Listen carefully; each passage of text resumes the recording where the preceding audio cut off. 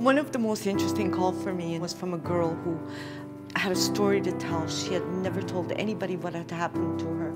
And when she called me that morning, she said, the only thing I want you to do is to listen to me. I don't want any resolution. I don't want any strategies.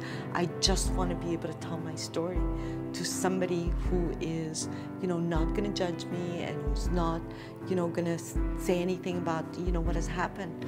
And she did tell me her story, and it was quite a lengthy story and quite a sad story. And at the end of it all, she said, thank you. She said to me, she says, I'm good now. The only thing I wanted was, somebody to hear me, and I felt like I got that.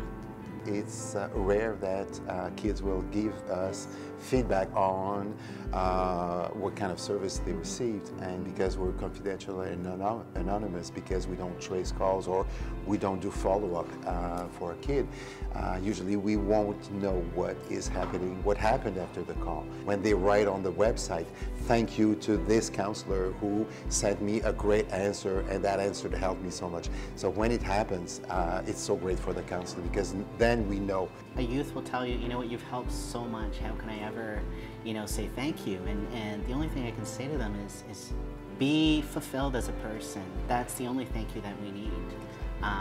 But it's nice to hear back, because we don't often, hear the end of the story, and sometimes we just have to release a call and the youth into the universe and wish them the best. So.